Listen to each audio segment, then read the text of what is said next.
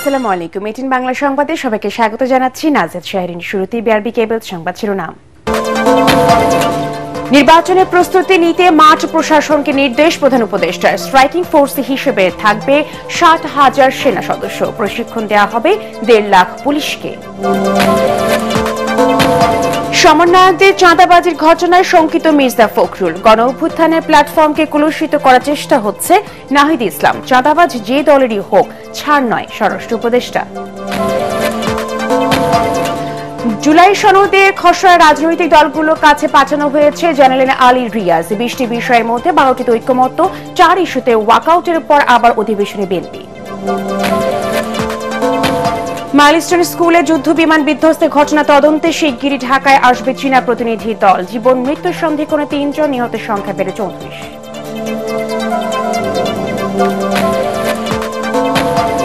এবং রংপুরে আবু সাইদ হত্যার ঘটনায় মানবতা বিরোধী অপরাধের মামলায় রাষ্ট্রপক্ষের অভিযোগ গঠনের শুনানি শেষ। কাল আসামি পক্ষে শুনানি। শুনছিলেন বিআরবি কেবল সংবাদ শিরোনাম। এবারে বিস্তারিত। আগামী নির্বাচনে স্ট্রাইকিং ফোর্স হিসেবে মাঠে থাকবে সেনাবাহিনীর প্রায় 60,000 সদস্য। নির্বাচনে দায়িত্ব পালনের জন্য প্রশিক্ষণ দেওয়া হবে আইন শৃঙ্খলা রক্ষাকারী বাহিনীর 1.5 লাখ সদস্যকে। সুষ্ঠু ও নিরপেক্ষ নির্বাচন নিশ্চিতে পেশাদারিত্ব, নিরপেক্ষতা ও বিভিন্ন বাহিনীর সাথে মাঠ প্রশাসনের সমন্বয়ের নির্দেশ দিয়েছেন প্রধান উপদেষ্টা ডক্টর মোহাম্মদ ইউনূস।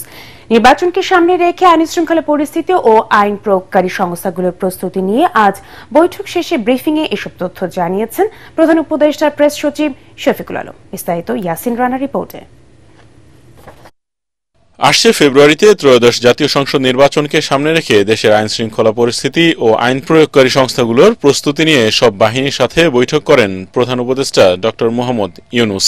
রাষ্ট্রীয় অতিথি ভবন যমুনায় বৈঠকে নির্বাচনকালীন নিরাপত্তা ব্যবস্থা ও কার্যক্রম সম্পর্কে প্রধান উপদেষ্টাকে অবহিত করেন বিভিন্ন বাহিনীর ঊর্ধ্বতন কর্মকর্তারা। সুষ্ঠু ও নিরপেক্ষ নির্বাচন নিশ্চিতে পেশাদারিত্ব, নিরপেক্ষতা ও সংস্থাগুলোর মধ্যে ঘনিষ্ঠ সমন্বয়ের নির্দেশ দেন ডক্টর ইউনূস। পরে ফরেন সার্ভিস একাডেমিতে বৈঠকের বিষয়ে সাংবাদিকদের বিস্তারিত তুলে ধরেন প্রধান উপদেষ্টার প্রেস সচিব শফিকুল আলম। তিনি জানান, বৈঠকে বিভিন্ন বাহিনী ও মাঠ প্রশাসনের মধ্যে সমন্বয়ের নির্দেশ দিয়েছেন প্রধান উপদেষ্টা। পাশাপাশি অপতথ্য, গুজব প্রতিরোধে ব্যবস্থা নিতে বলেছেন। আর্মি, পুলিশ এবং গ্রাসরুটের যে লোকাল অ্যাডমিনিস্ট্রেশন, এদের মধ্যে কোঅর্ডিনেশন বাড়ানোর কথা বারবার জোর দিয়ে বলা হয়েছে এবং এই কোঅর্ডিনেশনটা লোকাল লেভেলে এবং এটা একটা ন্যাশনাল লেভেলে। অক্টোবর এবং নভেম্বরে 1.5 লক্ষ পুলিশের নির্বাচন বিষয়ে তাদেরকে ট্রেনিং দেওয়া হবে। সেনাবাহিনীর তরফ থেকে বলা হয়েছে যে প্রায় 60,000-এর মতো ট্রুপস এই নির্বাচনী ডিউটিতে থাকবেন। আমরা আশা করছি যে এই নির্বাচনের সময় তাদের একটা বলিষ্ঠ ভূমিকা থাকবে এবং তারা মূলত স্ট্রাইকিং ফোর্স হিসেবে থাকবেন। এ সময় নির্বাচনকালীন মাঠ প্রশাসনে রদবদলের বিষয়ে সিদ্ধান্তের কথাও জানান ডেপুটি প্রেস সচিব আজাদ মজুমদার। নির্বাচনের আগে যে জায়গাগুলোতে সমস্যা হতে পারে বলে আইন শৃঙ্খলা রক্ষাকারী বাহিনী মনে করে, সেই স্পটগুলোকে দ্রুত আইডেন্টিফাই করার। নির্বাচনের আগে আপনি জানেন যে প্রশাসনে একটা রদবদল আসন্ন, এই রদবদলটা কি প্রক্রিয়া হবে সেটা নিয়ে আলোচনা হয়েছে।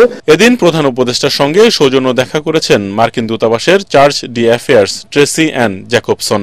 এ সময় নির্বাচন, সংস্কার, ঐকমত্য কমিশন, সন্ত্রাসবাদ ও শুল্কের বিষয়ে আলোচনা করেন তারা। ইন্টারিম গভর্নমেন্টের টপ প্রায়োরিটি হচ্ছে কাউন্টার টেরোরিজম এবং উনি বলেছেন কোন ধরনের কোন টলারেন্স টেরোরিস্টদের প্রতি শো করা হবে না, জিরো টলারেন্স। যুক্তরাষ্ট্রের আরোপিত শুল্ক কমানোর বিষয়ে আলোচনা চলছে বলেও জানান প্রধান উপদেষ্টার প্রেস সচিব শফিকুল আলম। 2 ঘন্টা মিটিংয়ে ইয়াসিন রানা, এটিএন বাংলা, ঢাকা। চাঁদাবাজির ঘটনায় দেশের ভবিষ্যৎ নিয়ে শঙ্কিত বিএনপি মহাসচিব মির্জা ফখরুল ইসলাম আলমগীর। শাহবাগে যুবদল আয়োজিত গ্রাফিতি অঙ্কন কর্মসূচির উদ্বোধনীতে তিনি বলেন, গণঅভ্যুত্থানের 1 বছর পার হলেও দেশের তেমন কোনো পরিবর্তন করতে পারেনি অন্তর্বর্তী সরকার। রাজনৈতিক দলগুলোর পারস্পরিক কোন্দল ফ্যাসিস্টদের আবার ফিরে আসতে সুযোগ করে দিতে পারে বলেও শঙ্কা জানান তিনি। আরেক অনুষ্ঠানে দলটির সিনিয়র যুগ্ম মহাসচিব রুহুল কবির রিজভীর প্রশ্ন, গণতন্ত্র রক্ষা মুখ্য উদ্দেশ্য হলে নির্বাচন দিতে এত দেরি কেন? আরো জানাচ্ছেন মুশফিকুর রহমান। জুলাই গণ অভ্যুত্থানের বর্ষপূর্তিতে দুনিয়া কাঁপানো স্বৈরশাসক বিরোধী আন্দোলনের স্মৃতিকে আরও সবার সামনে তুলে ধরতে নতুন করে গ্রাফিতি অঙ্কনের উদ্যোগ নিয়েছে বিএনপির সহযোগী সংগঠন জাতীয়তাবাদী যুবদল। আন্দোলনের অন্যতম গুরুত্বপূর্ণ স্থান রাজধানীর শাহবাগে এ কর্মসূচির উদ্বোধন করেন বিএনপির মহাসচিব মির্জা ফখরুল ইসলাম আলমগীর। এ সময় তিনি বলেন, গণ অভ্যুত্থানের আকাঙ্ক্ষা নতুন বাংলাদেশের স্বপ্ন পূরণ করতে হলে আগে জানতে হবে জনগণ কি চায়। বর্তমান সরকার যারা প্রতি মুহূর্তে সংস্কারের কথা বলছেন, রাজনৈতিক দলগুলোকে দোষারোপ করার চেষ্টা করছেন ইনডাইরেক্টলি যে আমরা কোঅপারেট করছি না, কথাগুলো সঠিক নয়। আমরা সারাক্ষণ তাদের এই সংস্কার কর্মসূচির সঙ্গে আমরা সহযোগিতা করছি। তিনি বলেন, ফ্যাসিবাদের বিচার নিশ্চিত না করে গণ আন্দোলনের পক্ষের শক্তিগুলো নিজেদের মধ্যে বিতর্কে জড়িয়ে পড়ছে, যা ফ্যাসিবাদকে ফিরে আসার পথ করে দিতে পারে। এ সময় সমন্বয়ক পরিচয়ে চাঁদাবাজি করতে গিয়ে গ্রেফতারের ঘটনাকে দুঃখজনক হিসেবে মন্তব্য করেন মির্জা ফখরুল। আজকে যখন পত্রিকা খুললাম, বেদনায় একেবারে নীল হয়ে গেছি। দেখলাম 5 জন সমন্বয়কারীকে গ্রেফতার করেছে পুলিশ। তারা জোর করে একটি বাড়ি থেকে, একজন সাবেক সংসদ সদস্যের বাড়ি থেকে 50 লক্ষ টাকা আদায় করছে। এই কি পরিণতি থেকে আমরা চেয়েছিলাম? এই বাংলাদেশের মানুষকে কেউ এটা চেয়েছিল? সুতরাং এত তাড়াতাড়ি যদি এই ঘটনা ঘটে, 1 বছর হয়নি, তাহলে আমাদের ভবিষ্যৎ কি? এদিকে নয়াপল্টনে বিএনপির কেন্দ্রীয় কার্যালয়ে সাবেক ছাত্রনেতা প্রয়াত শফিউল বারী বাবুর মৃত্যুবার্ষিকী উপলক্ষে বিএনপির সিনিয়র যুগ্ম মহাসচিব রুহুল কবির রিজভী বলেন, বিএনপির নামে কেউ অপকর্ম করলে তাদের ছাড় দেওয়া হবে না। যাদের অপকর্ম করে আমরা ঢালাওভাবে বলেছি যে আনুষ্ঠানিকভাবে কেউ বলার আগে এটা পুলিশ যদি জানতে পারে তারা ব্যবস্থা নিয়ে কেউ এই ব্যাপারে আপনাদেরকে কোনো ধরনের তদবির করবে না। পুলিশ প্রশাসন আমরা বলার পরেও চাঁদাবাজদেরকে ধরে না, আমরা বলার পরেও দখলদারকে ধরে না। এ সময় সরকারের 25টি বোয়িং বিমান কেনার উদ্যোগের সমালোচনা করে দেশের সার্বভৌমত্ব রক্ষার্থে যুদ্ধ বিমান কেনার উদ্যোগ নেয়ার আহ্বান জানান রিজভী। মুশফিকুর রহমান, এটিএন বাংলা, ঢাকা। বৈষম্য বিরোধী ছাত্র আন্দোলনে ব্যানারকে ব্যবহার করে চাঁদাবাজির মাধ্যমে গণ অভ্যুত্থানের এই প্ল্যাটফর্মকে কলুষিত করার চেষ্টা হচ্ছে বলে অভিযোগ করেছেন জাতীয় নাগরিক পার্টির আহ্বায়ক নাহিদ ইসলাম। তিনি বলেন, আগামী আন্দোলন হবে সকল দুর্নীতি ও চাঁদাবাজির বিরুদ্ধে। দেশ গড়তে জুলাই পদযাত্রার অংশ হিসেবে ময়মনসিংহের পথসভায় তিনি এসব কথা বলেন। এ সময় দুর্নীতির বিরুদ্ধে জিরো টলারেন্সের ঘোষণাও দেন এনসিপি নেতারা। এর আগে জামালপুরে পথযাত্রা করে এনসিপি। জেলা প্রতিনিধিদের পাঠানো তথ্যচিত্র মাজহারুল হক মুহাজিরের রিপোর্ট। দেশ গড়তে জুলাই পদযাত্রা কার্যক্রমের অংশ হিসেবে অভ্যুত্থান পরবর্তী রাজনৈতিক দল জাতীয় নাগরিক পার্টি এনসিপি এখন চষে বেড়াচ্ছে ময়মনসিংহ বিভাগ। 28তম দিনে দলটির গন্তব্য জামালপুর এবং ময়মনসিংহ। জামালপুরে এনসিপির নেতারা দেখা করেন জুলাই আন্দোলনে শহীদ পরিবারদের সঙ্গে। পরে জামালপুরের পথসভায় নাহিদ ইসলাম বলেন, ভোটের অনুপাতে জাতীয় সংসদে উচ্চ কক্ষ চায় এনসিপি। আমরা নাকি নির্বাচন বানচালের চেষ্টা করছি, আর এই গণ অভ্যুত্থান না হলে আপনারা নির্বাচনের স্বপ্নই দেখতে পারতেন না। এই গণ অভ্যুত্থান না হলে যদি কোটা সংস্কার আন্দোলন থেকে আমরা এটাকে গণ অভ্যুত্থানের দিকে নিয়ে যেতাম, সরকার পতনের দিকে না নিয়ে যেতাম, তাহলে এই শেখ হাসিনা সরকারের অধীনে আপনারা আরো 4 বছর অপেক্ষা করতেন। জুলাই সনদের মাধ্যমে আমরা এই 5ই আগস্টকে সর্বদলীয় ভাবে সেলিব্রেট করতে চাই, উদযাপন করতে চাই। পথসভা শেষে এনসিপির যাত্রা ময়মনসিংহে। বৈরী আবহাওয়া উপেক্ষা করেই শহরের বিভিন্ন এলাকায় পদযাত্রায় অংশ নেন দলটির নেতা কর্মী সমর্থকরা। এ সময় দলটির নেতারা বলেন, যারাই দুর্নীতি করবে তাদের কোনো ছাড় দিবে না এনসিপি। আমাদের নেতা কর্মী যারা আছেন, আমরা মুখে মুখে বলবো নতুন রাজনৈতিক বন্দোবস্ত, কিন্তু আপনি যা করবেন চাঁদাবাজি, এই জিনিসগুলো কিন্তু আমরা বরদাস্ত করবো না। যে আহতদের স্বপ্ন, শহীদদের স্বপ্ন আমরা রচনা করতে যাচ্ছি, সেখানে দেখতে পাচ্ছি একটি দল ওয়াকআউট করার চেষ্টা চালাচ্ছে। এ সময় আগামী 5 আগস্টের মধ্যেই জুলাই সনদ ঘোষণার দাবি জানান নাহিদ। ইনশাআল্লাহ আমরা 5ই আগস্টের মধ্যেই জুলাই সনদ এবং জুলাই ঘোষণাপত্র আদায় করতে পারবো।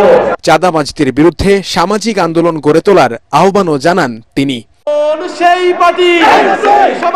মাজহারুল হক মুহাজির, এটিএন বাংলা।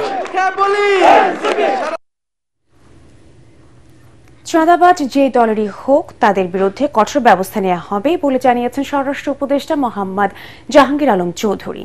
গুলশান থেকে বৈষম্য বিরোধী ছাত্র নেতাদের গ্রেফতার করে সেই বার্তাই দেওয়া হয়েছে বলে জানান তিনি। সাংবাদিকদের প্রশ্নের জবাবে উপদেষ্টা বলেন, নির্বাচনের প্রস্তুতি নিচ্ছে আইন শৃঙ্খলা বাহিনী, প্রয়োজনে এসপি ওসিদের বদলি করা হবে। রিপোর্টে জানাচ্ছেন মাহবুব কবির চপ্পল। করতে পারতেছি না, গণদোলায় লিখে আছে, আমি উচ্চারণ করতেছি না।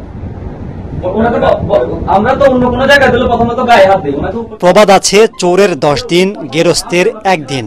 ঠিক তাই ঘটেছে বৈষম্য বিরোধী কয়েকজন ছাত্র নেতার বিরুদ্ধে।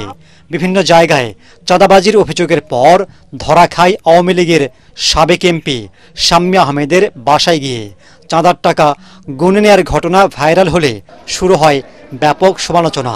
আটক করা হয় 5 জনকে, যদিও সমন্বয়ক আব্দুর রাজ্জাক বিন সুলাইমান রিয়াদ নিজেই ছিলেন চাঁদাবাজদের বিরুদ্ধে। আমরা ছিলাম, আমরা আছি, আমরাই থাকবো। এদেশকে নতুন করে সাজানো পর্যন্ত স্বরাষ্ট্র উপদেষ্টা বলছেন, চাঁদাবাজ যে দলেরই হোক কোনো ছাড় দেওয়া হবে না। চাঁদাবাজির বিষয়ে ই হচ্ছে, আপনারা হয়তো বড় করে রিপোর্ট দিচ্ছেন না যে গুলশানের কি চাঁদাবাজকে আমরা ছাড় দেই নাই, গুলশানের চাঁদাবাজকে ধরছি না। কোনো চাঁদাবাজকে ছাড় দেওয়া হবে না, সে যত বড় লোকই হোক এবং যত প্রভাবশালী হোক না কেন, কাকেই ছাড় দেওয়া হবে। যদি কোনো, আমি তো বললে কাউকে ছাড় দেওয়া হবে না, যে যত পরিচয় দেওয়া হোক না কেন, কাকেই ছাড় দেওয়া হবে। নির্বাচনের জন্য আইন শৃঙ্খলা বাহিনী প্রস্তুতি নিচ্ছে বলেও জানান তিনি। পুলিশের যে ট্রেনিং, এটা আমরা অগাস্ট মাস থেকে শুরু করব। ট্রেনিংটা তো ধরে এক ব্যাচ যাবে, আরেক ব্যাচ আসবে, এক ব্যাচ যাবে, আরেক ব্যাচ আসছে, ইলেকশনের আগ পর্যন্ত। এসপি ওসিদের পরিবর্তন, এটা তো কন্টিনিউয়াস হইতেই থাকতেছে, এটা হইতে থাকবে, এটা সব সময় পোস্টিং হইতেছে। নির্বাচন কেন্দ্র করে হবে কিনা সেসব আপনারা হইলে দেখতে পারবেন। উপদেষ্টা বলেন, মাদক বহনকারীরা গ্রেফতার হলেও গডফাদাররা থাকছে ধরা ছোঁয়ার বাইরে। মাদকের ক্যারিয়ারগুলি ধরা পড়তেছে, কিন্তু গডফাদারগুলি এখনো ধরা পড়তেছে না। মাহবুব কবির চপল, এটিএন বাংলা, ঢাকা। জুলাই সনদের খসড়ায় রাজনৈতিক দলগুলোর কাছে পাঠানো হয়েছে বলে জানিয়েছেন জাতীয় ঐকমত্য কমিশনের সহসভাপতি ডক্টর আলী রিয়াজ। তিনি জানান, রাষ্ট্র কাঠামোর সংস্কারে 20টি বিষয়ের মধ্যে রাজনৈতিক দলগুলোর মধ্যে 12টিতে ঐক্য হয়েছে। রাজধানী ফরেন সার্ভিস একাডেমিতে রাজনৈতিক দলগুলোর সাথে সংলাপে তিনি বলেন, যেসব বিষয় নিষ্পত্তি হয়নি সেসব বিষয়ে দ্রুত সবাইকে ঐক্যে পৌঁছাতে হবে। এদিন সরকারি কর্ম কমিশন, দুদক ও ন্যায়পাল নিয়োগ সহ 4 ইস্যুতে আলোচনা শুরু হলে অধিবেশন থেকে ওয়াকআউট করে বিএনপি। ইমদাদুল্লাহ বাবুর রিপোর্ট। রাষ্ট্র সংস্কারে রাজনৈতিক দলগুলোর সাথে ধারাবাহিক সংলাপের দ্বিতীয় দফার 20তম দিনের আলোচ্য সূচি ছিল সাংবিধানিক ও সংবিধিবদ্ধ প্রতিষ্ঠানে নিয়োগ এবং সংসদে নারী প্রতিনিধিদের অংশগ্রহণ। 30টি রাজনৈতিক দলের অংশগ্রহণে শুরু হয় অধিবেশন। এ সময় কমিশনের পক্ষ থেকে সরকারি কর্ম কমিশন, দুদক, মহা হিসাব নিরীক্ষক ও ন্যায়পাল নিয়োগ প্রক্রিয়া সাংবিধানিক করার প্রস্তাব দেয়া হলে তা প্রত্যাখ্যান করে বিএনপি। এমনটি করা হলে সংবিধিবদ্ধ প্রতিষ্ঠানগুলো দুর্বল হয়ে যাবে জানিয়ে অধিবেশন থেকে ওয়াকআউট করে দলটি। সংবিধিবদ্ধ বিভিন্ন প্রতিষ্ঠানের নিয়োগ সংক্রান্ত যে নিয়ন্ত্রণটা করতে যাচ্ছে সাংবিধানিকভাবে, সেটা যদি হয় তাহলে নির্বাহী বিভাগের কার্য সম্পাদনে এবং সঠিকভাবে একটা ভারসাম্যমূলক সরকার ব্যবস্থা এবং রাষ্ট্র ব্যবস্থা পরিচালনার ক্ষেত্রে, প্রতিষ্ঠা করার ক্ষেত্রে অনেকটা বাধা পেতে হবে। কিছু সময় পর আবারও সংলাপে আসেন দলটির নেতারা। এ সময় অন্যান্য দলগুলো সংলাপে তাদের মতামত তুলে ধরে, তবে শেষ পর্যন্ত এ বিষয়ে ঐক্যমতে আসতে পারেনি সব দল। এর আগে আমরা 2-1টা বয়কট দেখেছি, ওয়াকআউট দেখছি এবং ওয়াক ইনও আমরা দেখছি। ওয়াকআউট, ওয়াক ইনের আইনগত কোনো ভিত্তি এই মিটিং আছে কিনা, পার্লামেন্ট আছে তো জানি, এটাতে আছে কিনা এটা খুব জানি না। তারা যদি আলোচনাতে পার্টিসিপেট না করেন, তারা যদি বুঝাতে না চান, তারা যদি গো ধরে বসে থাকেন যে না, যেভাবে নিয়োগগুলো হয়ে আসছে ঠিক সেভাবেই নিয়োগগুলো হবে, তাহলে তো এটা অনুপ্রেত। নিয়োগ কমিটির মাধ্যমে নিয়োগ দেওয়া প্রয়োজন মনে করি, তবে যদি সব দল ঐক্যমত্য না হয়, এইখানে এই আলোচনা প্রয়োজন নেই। আমরা নির্বাচন ইশতেহারে যার যার কথা বলবো, জনগণ সিদ্ধান্ত নিলেই আমরা তার মতো এই কাজ করব। অধিবেশন শুরুর আগে নির্ধারিত বক্তব্যে কমিশনের সহসভাপতি জানান, রাষ্ট্র সংস্কারের বিষয়ে আনা মৌলিক প্রস্তাবগুলোয় 31 জুলাইয়ের মধ্যে সব দলকে ঐক্যে আসতে হবে। যে ভারতের বিষয়ে আমরা একমতে দেখা এসেছি, দুটি বিষয়ে টোটাল ডিসেন্টের ব্যাপার আছে। সকলেই যে যার অবস্থান থেকে ছাড় দিচ্ছেন, কমিশনের অবস্থানটা হচ্ছে এগুলি গুরুত্ব বিবেচনা করে আমরা যেন এক জায়গায় আসতে পারি। আগামী 2-3 দিনের মধ্যে এক জায়গায় এই বিষয়গুলো নিষ্পত্তি করতে হবে। আমরা চাই এগুলো নিষ্পত্তি করে জাতীয় সংসদে এগুলি যুক্ত করে জনগণের সামনে সেগুলোকে উপস্থাপন করে সকলে মিলে স্বাক্ষর করে একটা ঐতিহাসিক দলিল তৈরি করতে। এদিকে সংলাপ চলাকালে হঠাৎ ফরেন সার্ভিস একাডেমিতে ফায়ার অ্যালার্ম বেজে উঠলে অধিবেশন কক্ষে আতঙ্ক ছড়িয়ে পড়ে। কক্ষ থেকে বেরিয়ে যান সবাই। এতে কিছু সময়ের জন্য বন্ধ হয়ে যায় আলোচনা। পরে পরিস্থিতি স্বাভাবিক হলে আবারও শুরু হয় সংলাপ। ইমদাদুল্লাহ বাবু, ATN বাংলা, ঢাকা। আকাশ প্রতিরক্ষা সুরক্ষা ও নিরাপত্তা নিশ্চিত করতে রাজধানীতে যুদ্ধ বিমান ঘাঁটি জরুরি বলে জানিয়েছেন বিমান বাহিনী। তেজগাঁওয়ে এভিয়েশন অ্যান্ড এরোস্পেস ইউনিভার্সিটিতে সংবাদ সম্মেলনে তারা জানান, যুদ্ধ বিমান বিধ্বস্তের ঘটনা তদন্তে শিগগিরই চীনের প্রতিনিধি দল ঢাকায় আসবে। আর মাইলস্টোন স্কুল কর্তৃপক্ষ বলছেন, নিয়ম মেনে ভবন নির্মাণ করা হয়েছে। এদিকে মাইলস্টোন স্কুলে যুদ্ধ বিমান বিধ্বস্তের ঘটনায় জাতীয় বার্ন ইনস্টিটিউটের আইসিইউতে চিকিৎসাধীন 3 জনের অবস্থা অপরিবর্তিত। মৃতের সংখ্যা বেড়ে এখন 34 জনে। তরিক ইসলামকে সাথে নিয়ে রিপোর্ট করছেন আন্তিন সাজি।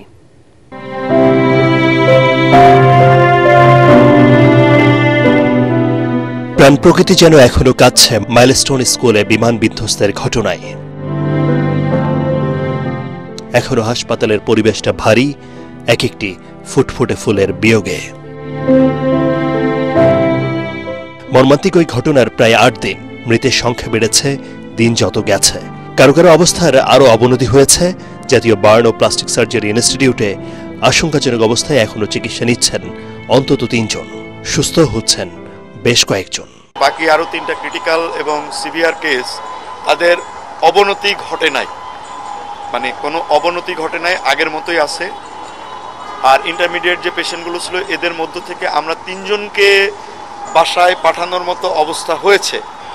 কিন্তু ওয়েদার প্লাস কয়েকদিন পরে আর একটা ড্রেসিং হবে, এই সমস্ত কথা বিবেচনা করে ওনাদেরকে আমরা পরবর্তী ড্রেসিং করে আমরা বাসায় পাঠিয়ে দিব।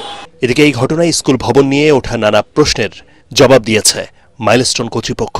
সমস্ত কিছু রাজুকের যথাযথ নিয়ম মেনে করা হয়। বেবি চকের হাইট বিবেচনা নিয়ে করা হয়েছে। যদি আপনি আমার বেশি দূরে যাওয়া যাবে না, মেট্রো রেলের যে ভবন আছে আমাদের দ্বিগুণ, কাজে হাইট যদি সমস্যা হয় তাহলে প্রথম হাইটের সমস্যাটা ওইখানে হওয়ার কথা। সমস্ত অনুমোদন নিয়ে আমরা নির্মাণ করেছি এবং এখনো নির্মাণ কাজ চলছে। ঢাকায় যুদ্ধ বিমান প্রশিক্ষণের কারণ ব্যাখ্যা করেছে বিমান বাহিনীও। জানায়, আকাশ প্রতিরক্ষা সুরক্ষা ও নিরাপত্তা নিশ্চিত করতে রাজধানীতে যুদ্ধ বিমান ঘাঁটি জরুরি।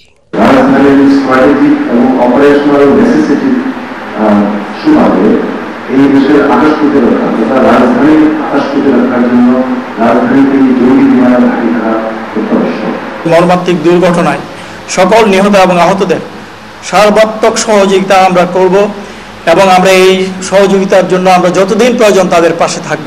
তদন্তে আন্তর্জাতিক সহায়তা দুর্ঘটনার মূল কারণ চিহ্নিত করতে সহায়ক হবে বলেও বিশ্বাস তাদের। পরিচালক কর্মচারী পরিদপ্তর বাংলাদেশ। আদ্দিন সজীব, ATN বাংলা, ঢাকা। আমি এখন একটা জরুরি সমন্বয়।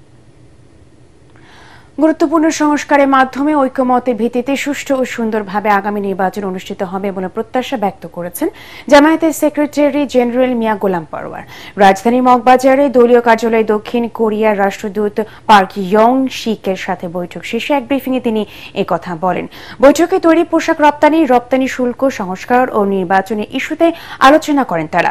গোলাম পরওয়ার বলেন, আগামীতে দুর্নীতিমুক্ত দেশ গড়তে ভূমিকা রাখবে জামায়াত। পিআর পদ্ধতিতে নির্বাচন হলে ভোট বাণিজ্য, মনোনয়ন বাণিজ্য কমবে এবং প্রত্যেকটি ভোটারের মূল্যায়ন হবে বলে রাষ্ট্রদূতকে জানিয়েছেন জামায়াত ইসলামী। আমরাও একটা গুরুত্বপূর্ণ মেজর ইস্যুতে সংস্কার করে একটা ঐক্যমত্য পর্যায়ে পৌঁছবার জন্য সরকার যে সহযোগিতা করে যাচ্ছে, জামায়াতের প্রতিনিধি দল ঐক্যমত্য কমিশনে প্রতিদিন নিরবিচ্ছিন্নভাবে সেখানে সময় দিচ্ছেন। আমরা আশা করি একটা ঐক্যমতের ভিত্তিতেই আগামী নির্বাচনে একটা সুষ্ঠু নিরপেক্ষ নির্বাচনের পরিবেশ ইনশাল্লাহ তৈরি হবে।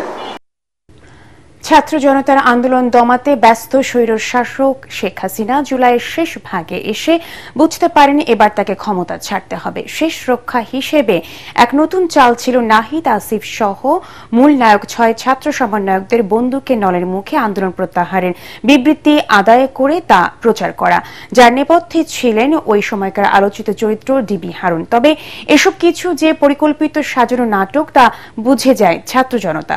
কাদের, হান্নান, মাসুদ, মাহিন, রিফাতদের নেতৃত্বে 9 দফা ঘোষণা আন্দোলনে আনে নতুন গতি। সেই দিনটির কথা স্মরণ করিয়ে দিচ্ছেন মাজহারুল হক মুহাজির। শহীদের রক্তে রঞ্জিত রাজপথ, ক্ষোভে উত্তাল অগ্নিগর্ভ পুরো দেশ। 28 জুলাই 2024 ঢালাওভাবে গণগ্রেপ্তার, গুম, খুনের মধ্যেই আসে নতুন এক ঘোষণা। সার্বিক স্বার্থে আমরা এই মুহূর্তে থেকে আমাদের কর্মসূচি প্রত্যাহার করছি। নারী সমন্বয়কদের মধ্যে অন্যতম নুসরাত তাবাসসুমকেও ডিবি হেফাজতে নিয়ে আসা হয়। আমাদের প্রধান দাবি ছিল কোটার যৌক্তিক সংস্কার, যা ইতিমধ্যে সরকার পূরণ করেছে। বন্দুকের নলের মুখে গোয়েন্দা পুলিশের কার্যালয়ে বন্দী আন্দোলনের 6 সেনানীর উপস্থিতিতে একটা লিখিত বক্তব্য নাহিদ ইসলামকে দিয়ে পড়িয়ে তা গণমাধ্যমে পাঠিয়ে দেন তখনকার ডিবির অতিরিক্ত কমিশনার হারুন। বলা হয়, চলমান আন্দোলনের সকল কার্যক্রম প্রত্যাহার করেছে বৈষম্য বিরোধী ছাত্র আন্দোলনের সমন্বয়করা। এদিন ডিবি হারুনের সাথে তাদের খাওয়া দাওয়ার ভিডিও পরিকল্পিতভাবে ছড়িয়ে দেওয়া হয়, যা ছিল মূলত সরকারের আন্দোলন দমনেরই নয়া কৌশল।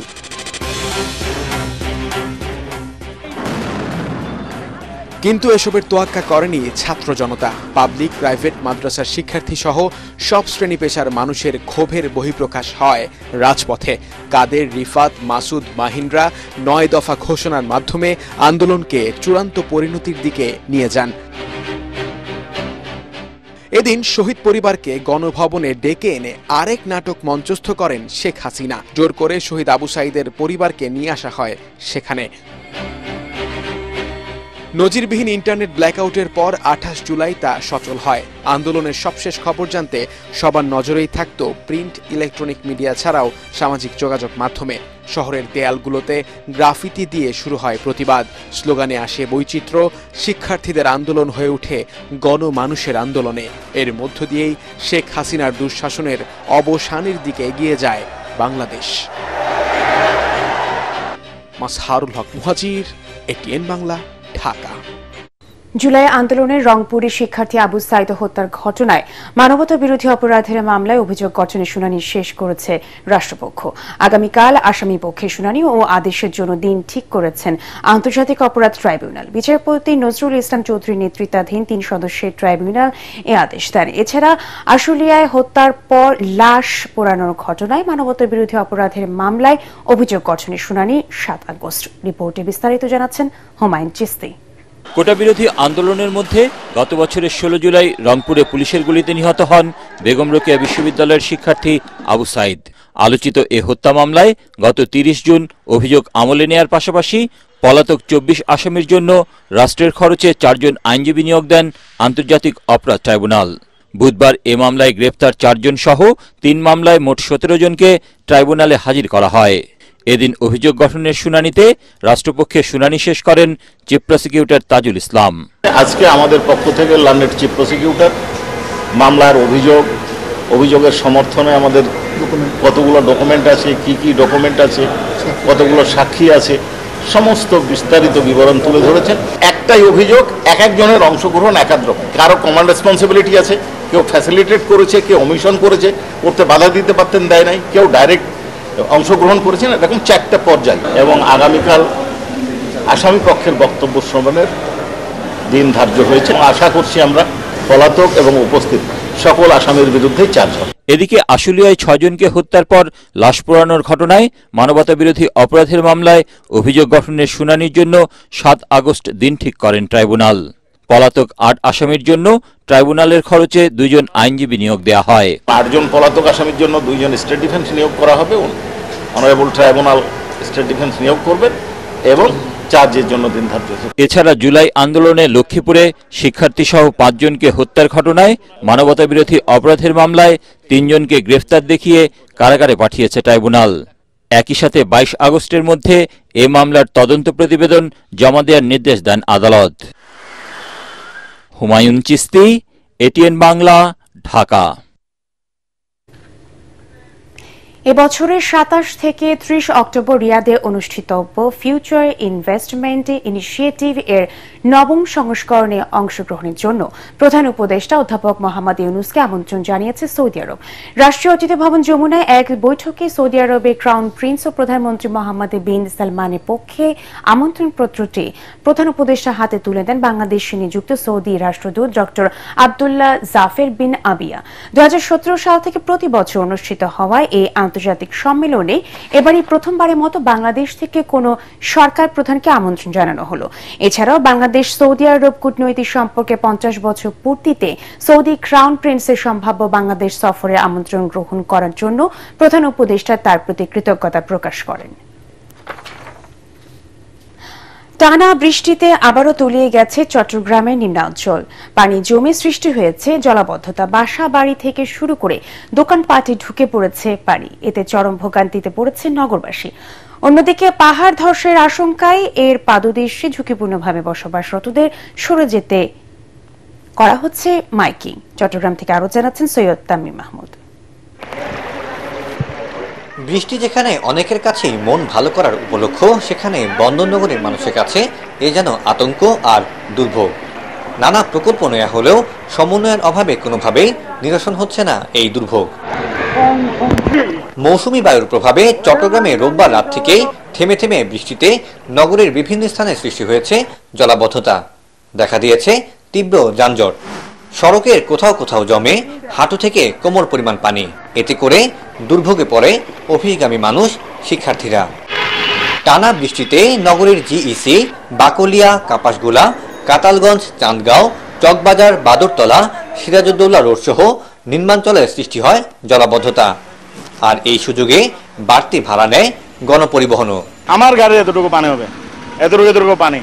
অনেক মানুষ আজকে পরীক্ষার কারণে অনেক মানুষ আজকে আটকা। এই পানি চলাচল এরকম দুর্গম অবস্থার মধ্যে আমাদের আরো ভাড়া বাড়ায়, আমাদেরকে ভোগান্তিতে ফেলে দেয়। হসপিটাল এখানে পানির জন্য অ্যাম্বুলেন্সও ঠিকঠাক যেতে পারতেছে না, রোড ঘাট জ্যাম হয়ে যাচ্ছে, ড্রেনের অবস্থাও খারাপ, মানুষ কোন ধুমধাম ড্রেনে পড়ে যায় ওইটার কোনো গ্যারান্টি নাই।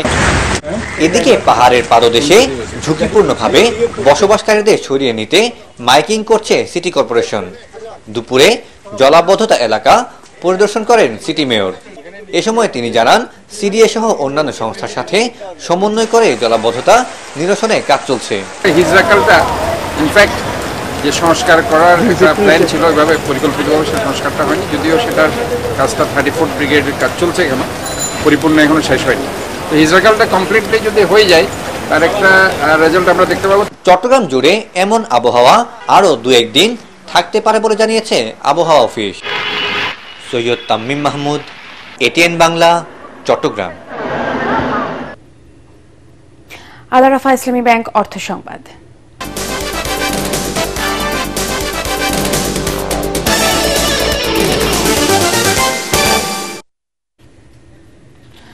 আন্তর্জাতিক ইকোনমিক্স অলিম্পিয়াডে 4টি ব্রোঞ্জ মেডেল পেয়েছে বাংলাদেশের জাতীয় দল। আজারবাইজানের বাকুতে প্রতিযোগিতার সমাপনী অনুষ্ঠানে 63 দেশের সাথে লড়ে এই মেডেল অর্জন করে তারা।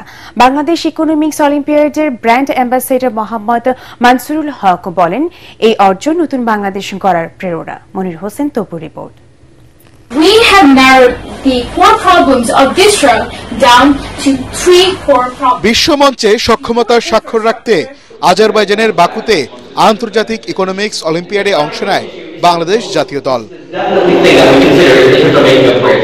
কয়েক ধাপে নিজেদেরকে প্রমাণ করে এ প্রতিযোগিতায় 4 ক্যাটাগরিতে ব্রোঞ্জ মেডেল অর্জন করে বাংলাদেশ।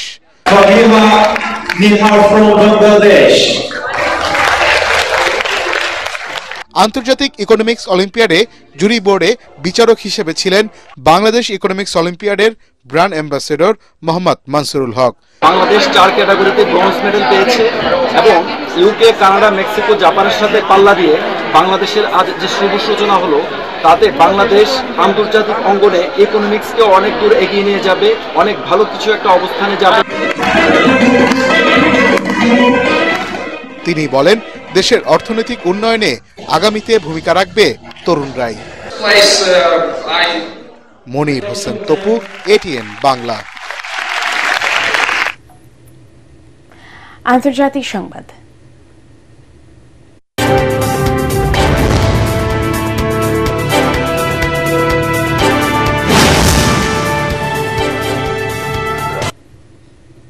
সীমান্তে সংঘাত বন্ধে যুদ্ধবিরতিতে সম্মত হয়েছে থাইল্যান্ড ও কম্বোডিয়া। কুয়ালালামপুরে অনুষ্ঠিত দেশ দুটির প্রধানমন্ত্রী ও নেতাদের বৈঠকের পর মালয়েশিয়ার প্রধানমন্ত্রী আনোয়ার ইব্রাহিম এই কথা জানান। তিনি আরও জানান, কম্বোডিয়া ও থাইল্যান্ডে একটি অভিন্ন সমঝোতায় পৌঁছেছে, যার প্রথম শর্ত তাৎক্ষণিক ও শর্তহীন যুদ্ধবিরতি। এই যুদ্ধবিরতি আজ মধ্যরাত থেকে কার্যকর হবে বলেও জানান মালয়েশিয়ার প্রধানমন্ত্রী। বৈঠকের পর কম্বোডিয়ার প্রধানমন্ত্রী হুন মানেত বলেন, এই যুদ্ধবিরতি চুক্তি দুই দেশের মধ্যে চলমান সংঘর্ষের পর স্বাভাবিক অবস্থায় ফেরার সুযোগ তৈরি করেছে। এদিকে গেল 5 দিন ধরে থাইল্যান্ড ও কম্বোডিয়ার সীমান্ত এলাকায় দুপক্ষের মধ্যে রক্তক্ষয়ী সংঘর্ষে কমপক্ষে 12 জনের প্রাণ গেছে। প্রাণ বাঁচাতে বাড়িঘর ছেড়ে পালিয়েছেন 2 লাখেরও বেশি মানুষ।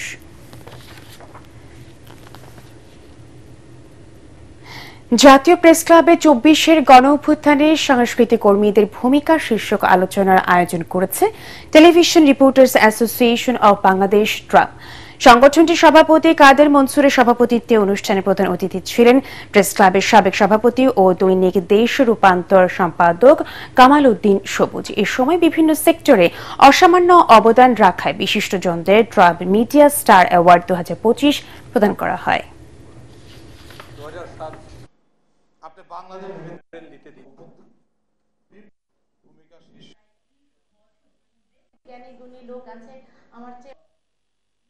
যে 15 বছর যে চর্চা হয়েছে, যে লোভে আমরা পড়ে গেছিলাম যে সংসদ সদস্য হতে হবে, ট্যাক্স ফ্রি গাড়ি আনতে হবে, প্লট ফ্ল্যাট এটা সেটার মালিক হতে হবে, ভুলে যেতে হবে মানুষের জীবন, মানুষের কল্যাণে কথা বলা। এই চর্চা থেকে বেরিয়ে আসার জন্য আমরাকে এই আলোচনা বারবার করতে হবে। খেলার খবর।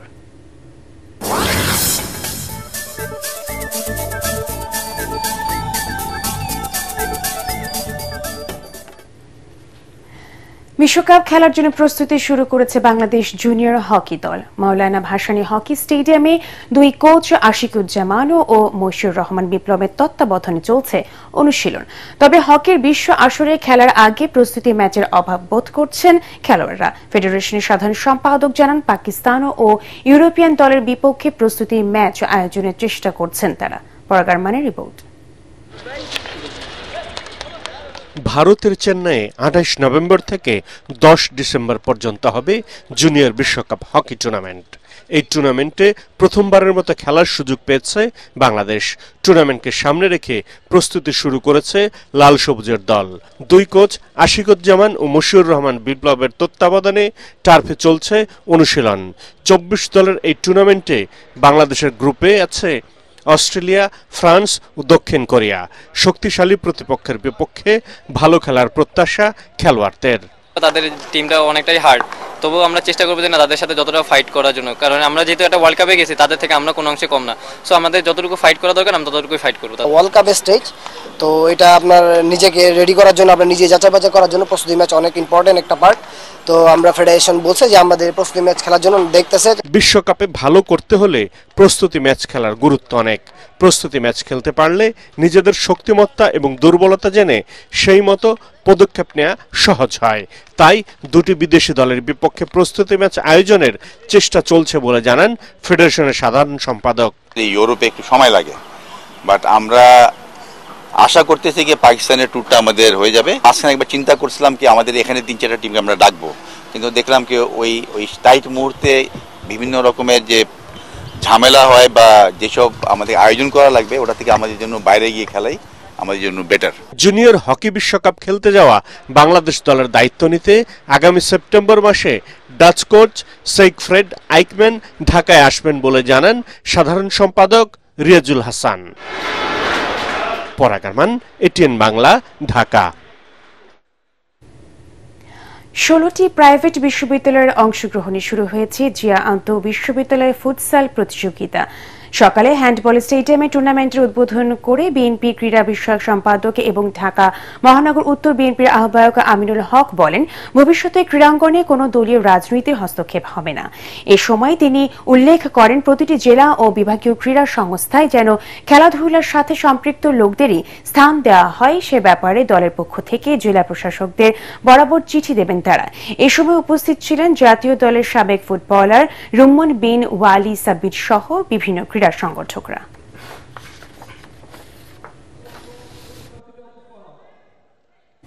শেষ করার আগে বিআরবি কেবলস সংবাদ শিরোনামগুলো জানিয়ে দেব আরো একবার। নির্বাচনের প্রস্তুতি নিতে মাঠ প্রশাসনকে নির্দেশ প্রধান উপদেষ্টার। স্ট্রাইকিং ফোর্স হিসেবে থাকবে 60,000 সেনা সদস্য, প্রশিক্ষণ দেওয়া হবে 1.5 লাখ পুলিশকে। সমন্বয়কদের চাঁদাবাজির ঘটনায় শঙ্কিত মির্জা ফখরুল, গণ অভ্যুত্থানের প্ল্যাটফর্মকে কলুষিত করার চেষ্টা হচ্ছে নাহিদ ইসলাম। চাঁদাবাজ যে দলেরই হোক, ছাড় নয় স্বরাষ্ট্র উপদেষ্টা। জুলাই সনদের খসড়া রাজনৈতিক দলগুলোর কাছে পাঠানো হয়েছে, জানালেন আলী রিয়াজ। 20টি বিষয়ের মধ্যে 12টিতে ঐক্যমত্য, 4 ইস্যুতে ওয়াকআউটের পর আবার অধিবেশনে বিএনপি। মাইলস্টোন স্কুলে যুদ্ধ বিমান বিধ্বস্তের ঘটনা তদন্তে শিগগিরই ঢাকায় আসবে চীনা প্রতিনিধি দল। জীবন মৃত্যুর সন্ধিক্ষণে 3 জন, নিহতের সংখ্যা বেড়ে 34। এবং রংপুরে আবু সাইদ হত্যার ঘটনায় মানবতা বিরোধী অপরাধের মামলায় রাষ্ট্রপক্ষের অভিযোগ গঠনের শুনানি শেষ, কাল আসামি পক্ষের শুনানি। পরবর্তী সংবাদ দেখার আমন্ত্রণ জানিয়ে এখনকার মতো শেষ করছি। 18 বাংলা সংবাদ ইউটিউবে দেখতে ব্রাউজ করুন youtube/18 বাংলা নিউজ। ধন্যবাদ সবাইকে।